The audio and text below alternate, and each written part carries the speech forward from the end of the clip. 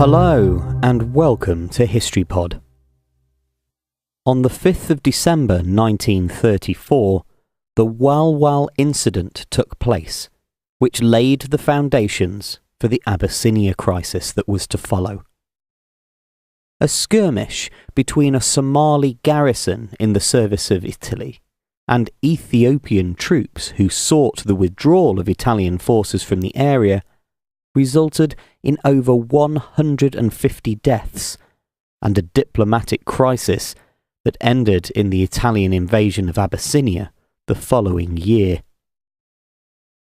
A 1928 treaty had agreed the boundary between Italian Somaliland and Ethiopia.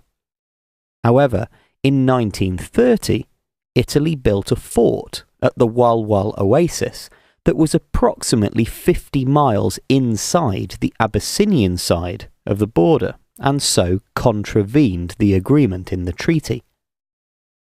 At first, the Italian presence was tolerated by the Abyssinians, with their only response being an increase in their military personnel in the area. However, in November 1934, a force of approximately 1,000 Abyssinian soldiers arrived at the fort and demanded that it be handed over. This demand was refused by the Italian garrison's commander. The following day, a group of British and Abyssinian surveyors happened to arrive at the fort and then found themselves caught up in the dispute.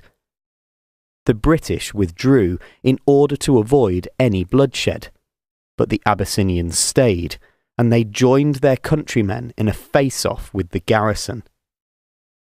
Although the exact cause of the skirmish that began on the 5th of December is unclear, it's generally accepted that neither side tried particularly hard to avoid it.